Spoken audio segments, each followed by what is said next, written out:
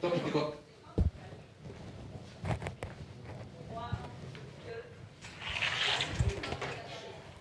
Ah.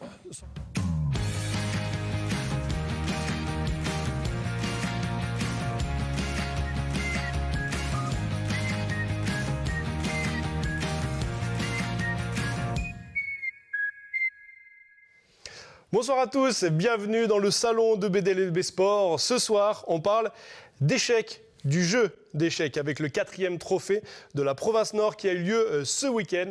Mais il n'y aura pas que ça, regardez le sommaire. Du football avec la reprise de la Mobile Super League, dernier match des phases d'aller, c'était ce week-end. Hippisme également avec le Grand Prix de la Province Sud des Poulains de 2 ans. Et nos Français de moins de 21 ans, c'est du handball. On verra les images après, qui sont champions du monde.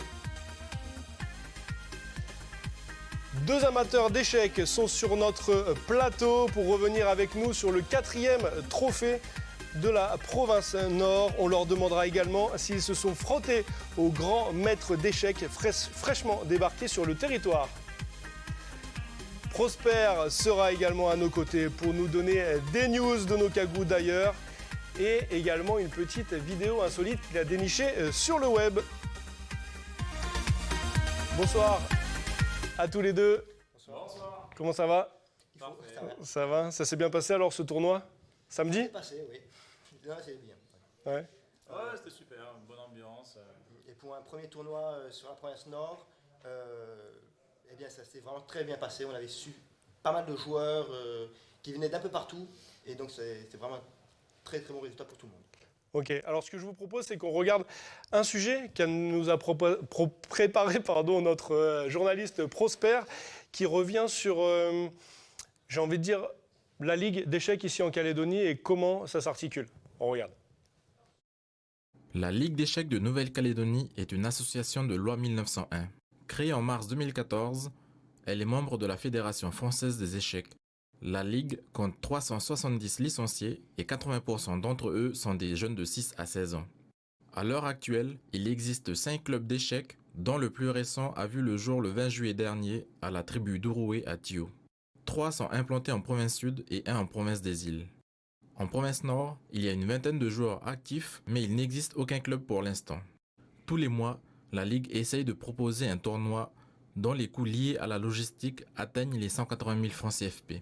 Ses principales ressources proviennent des cotisations des clubs affiliés, les retombées financières des tournois organisés avec en moyenne 60 à 80 participants par tournoi. La Ligue touche tous les ans de la part de la Fédération française des échecs une petite aide et une subvention du CNDS, le Centre national pour le développement du sport. Ces aides fixent pour la Ligue un budget annuel de 400 000 francs CFP. Une somme qui pourrait être accompagnée d'une aide du gouvernement de la Nouvelle-Calédonie, rendue possible grâce à l'agrément reçu en 2018 en tant que ligue sportive. Voilà sur la Ligue d'échecs ici en Calédonie. Toi, tu es secrétaire de C'est cette ligue. Alors, voilà comment ça se passe. On a entendu, il y a 372 licenciés, pardon. Dont 80% sont des jeunes et essentiellement mélanésiens. Donc, c'est très bien parce que notre public cible auprès de la Ligue, c'est justement les jeunes. Ce sont les jeunes parce que c'est eux qui seront l'avenir des échecs en Calédonie, sur le pays, pour pouvoir justement faire transmettre, faire partager leur passion et le plaisir de jouer. Et cette Ligue d'échecs, on le voit derrière nous, elle a maintenant un grand maître d'échecs. Absolument. Samy Choker, qui est arrivé ce mois-ci, il y a quelques semaines, sur le caillou pour s'installer, pour aider au développement des échecs en Calédonie, en apportant son expertise, tout son savoir auprès des jeunes et des moins jeunes aussi.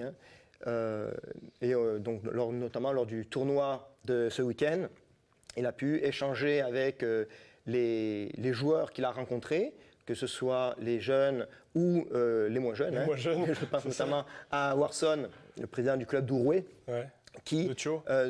d'Urué à Tio, c'est le club de tribu à Urué.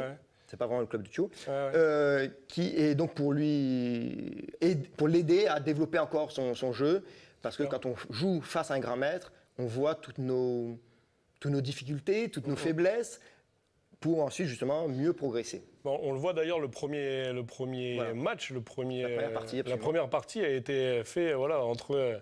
Le hasard complet a voulu que Exactement. cette première partie fasse se rencontrer Sammy Choker, donc le grand maître international, et Warson, donc c'était vraiment un symbole magnifique. Et qui s'en est sorti? Avec les honneurs. Qui ça? Warson, pardon. Warson, ça serait avec les honneurs. On le verra après dans le sujet de Jamie qui était Absolument. sur place, hein, qui a remporté cette partie. Antoine, est-ce que tu as pu discuter avec le grand maître? Est-ce que tu l'as rencontré, tu l'as affronté? Je ne l'ai pas affronté parce que moi, j'étais pas aussi fort que ça. Du coup, j'étais dans les contre des gens de ma faiblesse, on va dire. Mais j'ai pu le rencontrer, par contre, parler avec lui, effectivement. Il a l'air très intéressant et il a cette envie de développer et de montrer à tout le monde le bien des échecs. Et du coup, c'est super, c'est super. Ok. Toi, tu as regardé des parties qu'il a faites? Est-ce que de l'extérieur, c'est impressionnant? Est-ce que tu comprends la tactique qu'il met en place? J'avoue, j'ai pas pu parce que je suis concentré beaucoup sur mes jeunes, mais de ce qu'on m'a dit, ouais, effectivement, et notamment de son match contre Sylvain Giraud, qui est un des très bons joueurs calédoniens d'échecs. J'ai pu regarder un peu ce match-là, c'était quand même impressionnant. Le temps de réflexion de chacun des joueurs, on sent que c'est vraiment une autre dimension, quoi, une autre réflexion plus poussée, quoi. Et pourtant, ça va vite. On le voit là. Là, sur le coup, ça va vite entre les deux, effectivement, parce que c'est aussi la fin de partie. La fin de partie, ouais. Mais il y a eu des coups vraiment, je pense, prise de tête et qui demandaient beaucoup de réflexion. Ouais. En tout cas, c'est le président de la Ligue et qui est content d'accueillir un grand maître ici en Calédonie. Je vous propose de l'écouter. Ça fait plusieurs mois qu'il va être en contact avec nous, qu'il veut venir travailler. On a donc, après plusieurs échanges, ça y est, c'est fait. Il voulait absolument venir s'installer en Nouvelle-Calédonie. C'est lui qui a fait la démarche. Donc voilà, donc pour nous, c'est une chance inouïe d'avoir un grand maître qui s'installe ici, qui va nous faire profiter de toute sa connaissance, puis surtout de sa connaissance, de sa vision du jeu. Et ça va tirer vers le haut tous nos joueurs. Le président est content, pas forcément les adversaires. Un peu moins, c'est sûr, mais si, quand même. Parce que jouer contre un grand maître nous apprend beaucoup. Pour progresser aux échecs, il faut jouer contre des joueurs plus faibles pour se donner confiance, contre des joueurs de sa force pour tester ses coups, être sûr vraiment de ses coups, et contre des joueurs plus forts pour perdre progresser et apprendre de ses erreurs avec les explications données par ces joueurs plus forts. C'est en ça que c'est un vrai sport. Absolument. Tout à fait. Et la présence donc, de Sammy Choker est une véritable chance parce qu'il a une telle expertise, un tel savoir qu'il a hâte de transmettre à travers des formations aussi, hein, mais plein de choses. Et ça, c'est vraiment magnifique. Vraiment une chance Des formations à venir d'ailleurs. Voilà, Il va on a faire des plusieurs formations à formations pour... donc il y a des entraînements pendant les vacances faits par le grand maître Sammy Choker, mais on a aussi, pendant ces vacances d'octobre, donc du 13 au 16 août, une formation d'IFE, c'est-à-dire une certification diplômante pour avoir un diplôme d'initiateur de la Fédération française et qui permettra donc ensuite d'enseigner les échecs en club, en milieu scolaire ou en milieu associatif. Donc. Ça, c'est une première formation. Et c'est ouvert à tout le monde? C'est ouvert à tout le monde. C'est absolument ouvert à tout le monde. Pour ça, il suffit de contacter la Ligue d'échecs, soit sur Facebook, soit sur le site web échecs.nc, soit par téléphone au 85 79 09, soit par mail directement ligue.échec.nc@gmail.com. En tout cas, c'est facile de trouver en tapant sur Internet et on trouve tout de suite. Et avec cette autre formation d'IFE, il y a aussi des formations d'arbitres. Arbitres jeunes, arbitres club, parce qu'il y a aussi des arbitres échecs. Et plus il y aura d'arbitres, plus il y aura de tournois qui pourront être organisés et encadrés un peu partout, soutenus par la Ligue. Ok. Antoine, qu'est-ce qu'il faut pour jouer aux échecs? Et il faut l'envie, ça c'est sûr. C'est un très beau jeu, très beau sport. Ça demande beaucoup de réflexion et du coup beaucoup de patience. Beaucoup de patience pour vraiment anticiper ses coups à soi, les coups de l'adversaire. En général, c'est ça le plus dur, moi, chez mes jeunes, c'est anticiper les coups de l'adversaire pour ne pas se faire piéger. Et voilà, mais c'est en ça que c'est super, parce qu'on progresse tout le temps. On progresse tout le temps parce qu'on apprend tout le temps. Et justement, on apprend, mais qu'est-ce que ça apporte de jouer aux échecs? Déjà, ça fait rencontrer du monde, forcément. Et puis ça apprend l'humilité, le respect, parce qu'on voit là pendant les parties, tout le monde est vraiment concentré, tout le monde se respecte, on se serre la main au début, on se serre la main à la fin. Et puis voilà, de rencontrer des jeunes ou des gens de tous horizons, c'est ce que j'allais dire sur les images que tu as faites d'ailleurs, très belles images. C'est un exemple idéal de la mixité sociale. Absolument. Les échecs permettent de faire se rencontrer des jeunes, des moins jeunes, des pauvres, des riches, toutes les catégories sociales, toutes les catégories humaines se retrouvent autour des échecs et le résultat n'est jamais défini d'avance. Une erreur est toujours possible. Les plus jeunes peuvent battre les plus vieux et c'est cet échange, effectivement, apprendre à gagner sans faire le major, apprendre à perdre sans se dévaloriser sur le plan humain, c'est vraiment peut-être l'un des points les plus positifs des échecs. Les échecs. Alors qu'est-ce que ça apporte et qu'est-ce qu'il faut pour jouer aux échecs? On va écouter des jeunes participants et le grand maître. Oui, ça aide à mieux réfléchir parfois. Oui. C'est-à-dire, donnez-moi un exemple concret. Notre cerveau, il arrive à réfléchir plus rapidement que d'habitude. Ça aide quand tu dois réfléchir sur quelque chose, tu te calmes comme un échec et ça aide pour ça. Ça fait travailler la tête et grâce à ce sport, j'ai pu faire des tournois parce que j'écoutais jamais et là, dans ces échecs, j'écoute bien et je veux toujours m'entraîner pour essayer d'avoir la coupe. Je pense que l'organisation du calcul, la manière dont on doit calculer une position, la tactique, il y a pas mal de secteurs de jeu où on peut progresser, les ouvertures. Donc le jeu d'échecs est assez riche, donc on a pas mal de choses à réviser, le tournoi à travailler. Le tournoi sera en octobre, donc on essaiera de travailler tous ces aspects du jeu. Et voilà, pour le mieux, pour essayer de briller lors de ce tournoi. Toi, Antoine, tu parles de tes élèves depuis tout à l'heure. Tu es venu avec tes élèves de Kumak, c'est ça? Oui, c'est ça. J'ai un club le midi, là, un club d'échecs pour occuper les gamins et puis leur faire plaisir. Ils viennent, ils sont libres inscrits et puis j'ai dû restreindre à 20 élèves quand même. Et voilà, j'en ai amené 10. On était 12 de Kumak là, donc c'était super. Alors, est-ce que tu as remarqué, comme le disaient les participants dans cette interview, plus de concentration après en classe, est-ce que les échecs, ça apporte vraiment quelque chose de concret? Je les ai pas tous en classe forcément, mais oui, bien sûr. Notamment dans le rapport après, dans le rapport à l'autre. Comment du coup on s'entretient avec l'autre, etc. Entre eux, quoi. Entre eux, ça change beaucoup. Donc faire des jeux aux échecs, c'est bon pour la scolarité des enfants, j'ai envie de dire. Et ce n'est pas réservé seulement à ceux qui sont bons scolairement. Contrairement à ce qu'on pense, il y a plusieurs formes d'intelligence et la logique du jeu d'échecs n'est pas nécessairement celle des résultats scolaires. Mais le jeu d'échecs permet de progresser. Et pour vous le prouver, Antoine est prof de maths, mais Ludovic est prof de français. C'est cela. Donc comme quoi, même un prof de français peut jouer aux échecs. Voilà, on parle des qualités des échecs, pourtant ça n'attire pas non plus énormément de pratiquants. Pourquoi? Alors, je vais dire oui et non. En réalité, énormément de personnes savent jouer, plus ou moins bien. Ils sont tous intéressés. Après, il faut prendre le temps de se poser, de progresser. Et là où le temps vient à manquer pour certaines personnes, pour les jeunes, au bout d'un certain âge, on commence parfois à avoir certaines autres distractions, certaines autres envies. Pour les adultes, il faut trouver le temps malgré tous les problèmes de la vie professionnelle, de la vie personnelle. Donc on a parfois moins de temps. Mais beaucoup de gens savent jouer, beaucoup de gens sont intéressés. Et l'une des particularités, c'est qu'on peut mettre un échiquier n'importe où, on pose un échiquier et en quelques minutes, on aura des gens qui vont s'arrêter, qui vont demander « est-ce que je peux jouer ?» Et ça, n'importe où. Il suffit de pousser la porte d'un club au final. D'un club même, on va dans la rue, on pose un échiquier et il y a du monde qui sait jouer.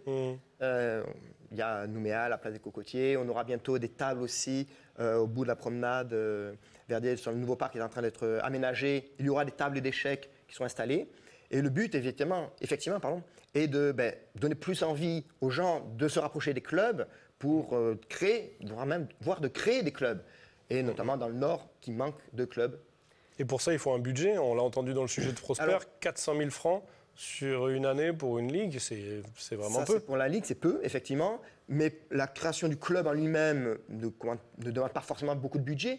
Il suffit d'avoir 3-4 personnes motivées pour créer le bureau. Et puis après, quelques joueurs qui accompagnent. Et la Ligue est prête à soutenir toutes les bonnes volontés pour créer des clubs. Comme elle a fait il y a 15 jours à Uruguay, comme elle a fait il y a quelques semaines à Lifou, et il y a 2 ans au Mont d'Or ou à Dunber.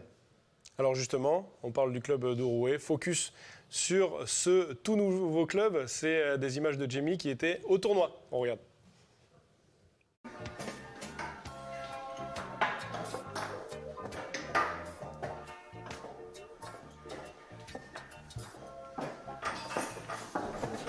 On a des actions à faire comme au quotidien, comme l'observation, la décision, l'évaluation, la prise de conscience, les actions qu'on produit. Puis, donc il ne faut pas oublier la réflexion aussi. Toujours réfléchir avant d'agir.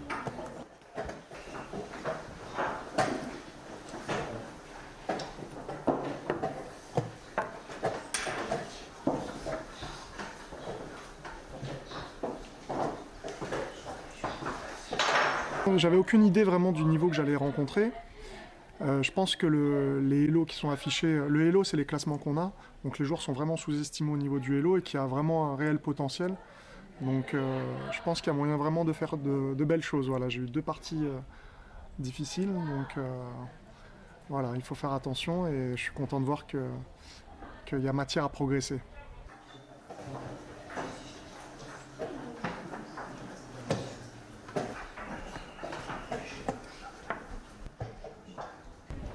Pour moi, c'est une première aussi.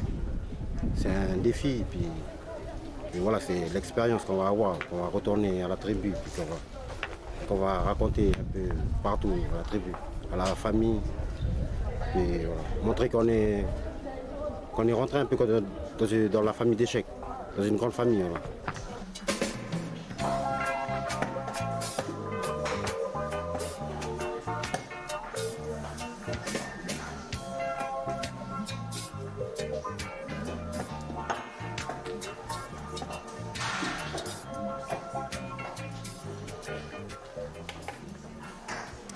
Et voilà, l'échec et mat du grand maître face à Warson. C'est bien que les échecs se démocratisent et aillent en tribu comme ça? Absolument, c'est fondamental parce qu'on a besoin de gens qui sont installés, qui sont locaux, hein, que ce soit en tribu, que ce soit en village, mais surtout en tribu parce que ça permet aux tribus de sortir un peu, de se rencontrer d'autres personnes, mais aussi de se développer en eux-mêmes, de se rendre compte qu'ils sont capables de faire des choses, contrairement à ce que certains peuvent vouloir croire ou penser. Et donc oui, les échecs en tribu, c'est celui de Warson, donc à Uruguay, est le premier, on espère le premier d'une longue série. Ouais. Donc du coup, ces jeunes qui sont dans différents clubs, est-ce qu'ils sont amenés à aller à l'étranger? Absolument, mais il y a déjà 2 ans, donc en 2016, il y a 10 jeunes sont partis à Adélaïde faire toute une série de tournois. Donc les 10 meilleurs de Calédonie? Oui, plus ou moins. Ouais. Oui, Okay. en fait, oui, les 10 meilleurs, parce que ce sont ceux qui ont été sélectionnés avec des tournois internes. Okay. Voilà. Super. Et en janvier de cette année, en janvier 2019, nous avons la Ligue d'échecs était invitée à participer au premier Oceania à Auckland. Ok.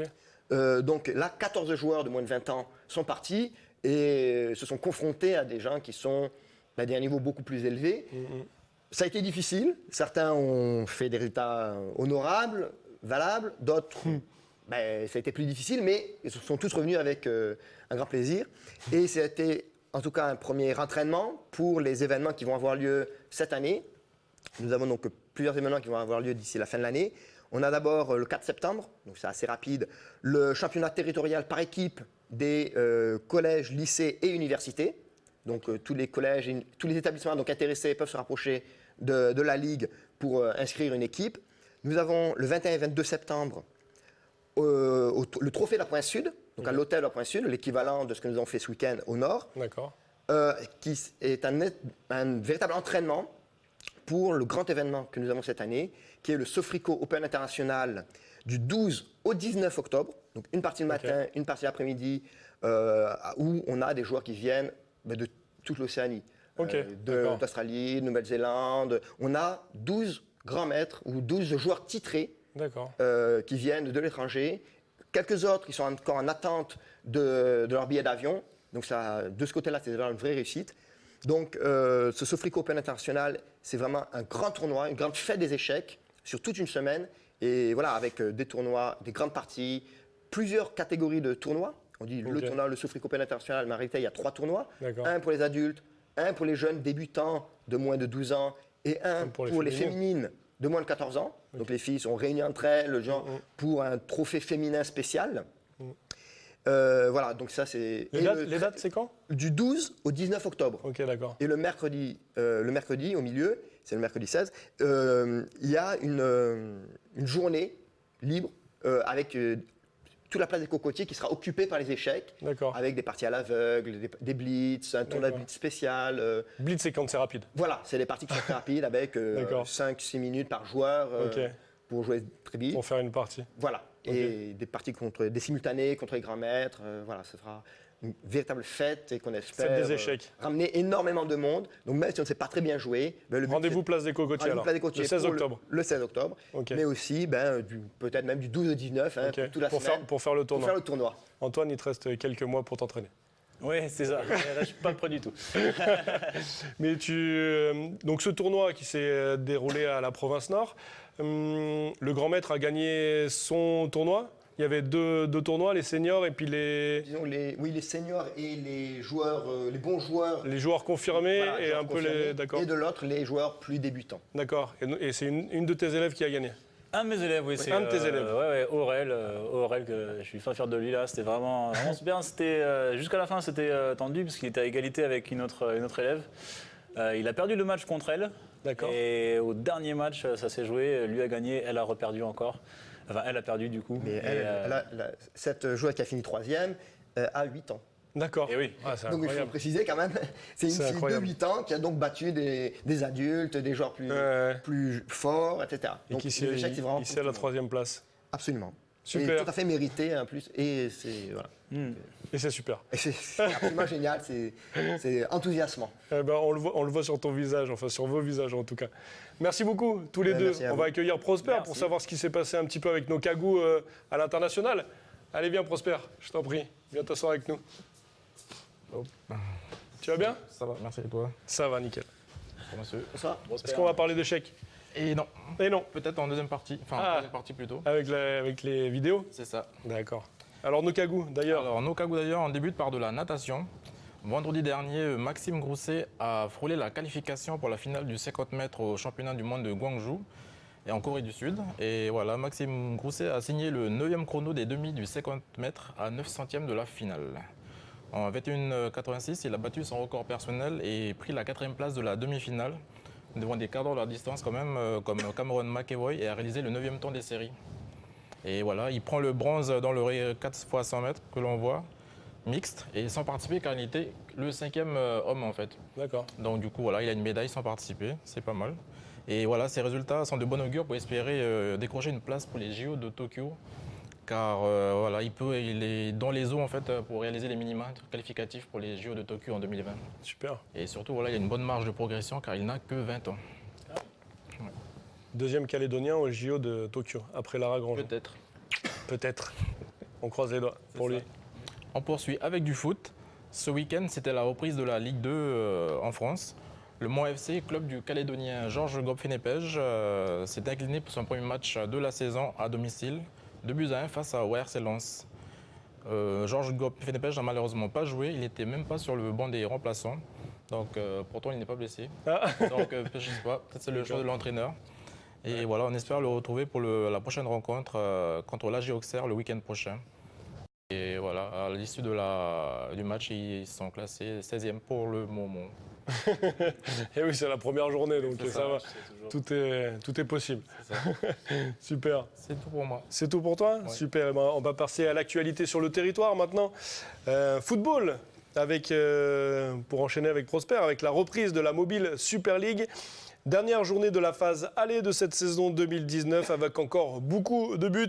Tiga gagne sur le fil devant l'AS Wedge. Je vous propose de regarder les buts suivis de l'interview de Loïc Wakanomune, le capitaine de Tiga Sport. Récupération avec Waya, l'OS Waya, il a hésité. Ouais, il a hésité à frapper. C'est pas fini. Et ça revient vers Matellon, la frappe et le but. Là voilà, l'ouverture du score. Ouais, ballon. Allez, signé Matellon pour Tiga Sport, Thierry. C'est parti pour Gelé, c'est bien parti même avec cette égalisation de l'AS Wedge. Le but est bien validé. Une erreur de main d'IPZ, me semble. Le mouvement des attaquants, les défenseurs de Tiga Sport. Ah, une main, oui, effectivement. Un peu d'espace. Certainement un bon centre. Ouais, c'est pas mal ce centre. Crochet de la tête, la remise en l'axe avec Waya, le but. Il est signé l'OS Waya, superbe action. Remise de Marais Cochet. Superbe centre au deuxième poteau et la remise très intelligente de Marais Cochet vers l'OS Waya qui signe là son 4e but. Mais Wiwan qui sauve la touche. Wiwan qui trouve en retrait. Il est passé Wachali. Mais il faut tirer. La frappe. Oui. C'est mérité. Ce but d'Idjele. Et l'AS Wedge qui égalise. Après ce but injustement refusé juste à l'instant même de Aewegene. Thierry, l'AS Wedge qui au mental revient dans ce match. Et puis d'IPZ, ils ont pu assister justement à cette belle égalisation alors que Waya, et bien voilà, le 3e but terrible pour Wedge. Mais Waya il s'est pas fait priver pour inscrire ce 3e but, 3-2 pour Tiga. Ouais, assez satisfait là de l'équipe là parce que ça fait 3 matchs qu'on n'a pas renoué avec la victoire et là on est satisfait, on reprend après 1 mois et demi de trêve là. Ça fait du bien de reprendre avec la victoire. C'est après 1 mois et demi, c'est très difficile parce que on manque de rythme et tout ça. Et l'entraînement, c'est pas pareil que les matchs. Le rythme est différent. Mais bon, le résultat, c'est qu'on a gagné, c'est le plus important pour nous aujourd'hui. On a essayé de travailler, mais on a travaillé avec le coach et Joël. Bon, ça a payé, voilà, il y a eu la victoire derrière et on espère continuer notre petit bout de chemin jusqu'à la fin de saison. T'as dit tout ce que tu voulais dire? Ouais. Ça va. Ça y est, on est revenu. Dans les autres rencontres de cette 9e journée de Mobile Super League, vous allez le voir tout de suite sur le tableau. Yengen Sport a battu l'Horizon Passo 3-2 sur le stade de Yengen. Plus haut, vous le voyez également, l'AS Magenta a battu Trio Kédien 2-1 avec un magnifique but que vous avez vu dans le journal d'Élise. L'AS Wedge est venu à bout de l'AS Lossi et c'est la performance de cette journée, 5-3. L'AS Mondor, contre-performance sur son terrain, a été battu par Nedjeu 1-0 au classement. Vous allez le voir, Yengen Sport tient toujours là-bas en tête de cette Mobile Super League, suivi par l'AS Magenta et en queue de peloton, l'AS Wedge qui prend la place de Trio Kédien. Sport hippique maintenant avec le Grand Prix de la province sud des Poulains de 2 ans avec une course dotée de 2 millions de francs financée par la province sud. Guess What, entraîné par Madame Vanessa Adam Villiers, remporte la course. Je vous propose de la revoir dans son intégralité, suivie de l'interview de son jockey. Les chevaux sont aux ordres. 1600 mètres à parcourir. Et le départ est donné.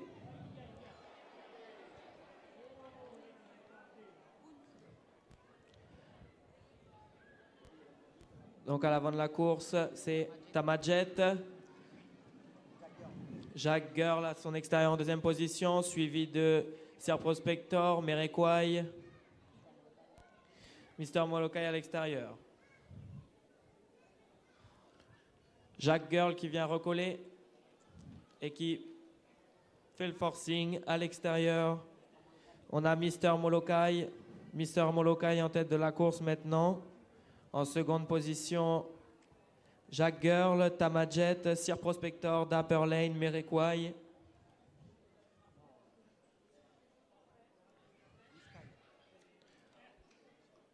Mr. Molokai toujours à l'avant de la course. Mr. Molokai, Tamajet, Jack Girl, Whisky. Whisky en deuxième position maintenant. Les chevaux passent au poteau des 600 mètres. Ils se regroupent dans le dernier virage. Guess What à la corde. Les chevaux rentrent dans la dernière ligne droite. Merekwai, pleine piste. Guess What à la corde. Whisky. Merekwai. Tamajet, pleine piste. Guess What, Merekwai. Guess What qui revient. Guess What, Merekwai. Guess What, et c'est Guess What qui va l'emporter devant Merekwai. Ouais, c'était une course assez compliquée parce que c'est des jeunes chevaux qui n'ont jamais couru cette distance-là. J'ai eu un petit problème en sortant du starting, j'ai eu une altercation avec un autre cheval. Du coup, j'ai perdu l'équilibre, j'ai failli tomber, donc je me retrouve dernier et complètement hors course. Du coup, après, je connaissais la jument et voilà, sur les longues distances, il ne faut pas partir trop vite. Donc, je ne me suis pas trop inquiété. On était dernier, on est resté dernier. Après, au fur et à mesure de la course, j'ai vu que j'avais pas mal de gaz. Et sortie de tournant, j'ai commencé à venir chercher les premiers sans effort. Après, il y en a un autre qui est venu un peu m'accompagner entrée de ligne droite. On s'est battu un peu et puis pour finir, la mienne, ce qu'elle n'avait pas donné au départ, du coup, en loupant notre départ au starting, et ben, elle a pu s'en servir pour finir dans les derniers mètres et puis elle a fait la différence. Et voilà Prosper pour l'actu. Est-ce que tu as une petite vidéo pour nous faire rigoler? Oui, j'ai une petite vidéo qui pourrait intéresser ces messieurs pour le 16 octobre. J'ai déniché une vidéo assez sympa d'un youtubeur qui se nomme Pierre Cross, c'est un Français, et il cumule près de 3 millions d'abonnés sur sa chaîne. Et voilà, avec des amis et des abonnés, ils ont fait en fait une partie d'échecs en vrai. C'est-à-dire que les joueurs sont déguisés en pièces. Et voilà, et ils leur donnent les déplacements des joueurs comme si c'était des vrais pions. Et voilà, comme dans le jeu classique, et voilà, en cas de confrontation, il y a une espèce de défi qui est proposé, une blague. Ah, c'est génial. Voilà. Et donc du coup, là, ce qui est bien, c'est que du coup, le joueur adverse peut se sauver au cas où la personne rit elle-même de sa blague. Je vous propose un extrait. On accueille nos fous. On les timbrés. Ça te va très très bien. Eh mais vous êtes un petit peu des glingos. Il est fou lui. Et lui, il est fou. C'est un taré. Soldat à lunettes. Voulez-vous bien avancer de deux pas s'il vous plaît? Précise, comme c'est des abonnés, on connaît très peu les prénoms. Non, il s'appelle vraiment soldat à lunettes en vrai. Eh bien soldat, je t'en prie, va à l'affront. Oh là là, ça commence. Il n'y a pas encore d'attaque. Il a aucune idée de la stratégie. On bouffe un cavalier? Ah, premier duel. Comment s'appellent les parents de l'homme invisible? Je sais pas. Les transparents. Les transparents. Désolé, on applaudit le cavalier quand même qui a fait son taf. On va le tenter, c'est risqué. Mais tu te mets juste ici s'il te plaît. Tu te mets juste là et t'es en attente de duel. C'est ça. Ça vous donne des idées pour octobre? Oh, pourquoi pas? On a déjà beaucoup de choses à faire, mais ça peut être une idée pour l'année prochaine. D'accord, il faut le temps que ça se mette en place. On passe au défi, messieurs? Allez, pour finir l'émission. Tiens, Prosper, viens avec moi, j'ai besoin de toi, s'il te plaît, pour déplacer cette table. Hop. Olé, on va la mettre là-bas. Attention, messieurs. Vas-y, amène. Voilà, parfait. Venez ici tous les deux. Une équipe rouge, une équipe noire, c'est simple.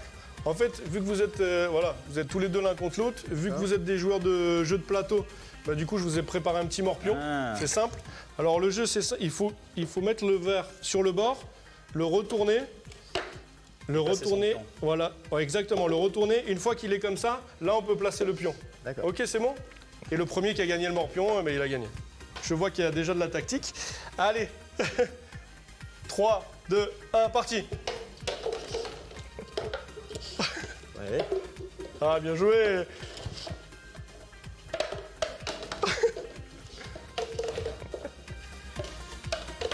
Je crois que tu fais trop fort, Ludo. C'est ça, t'as joué comme ça.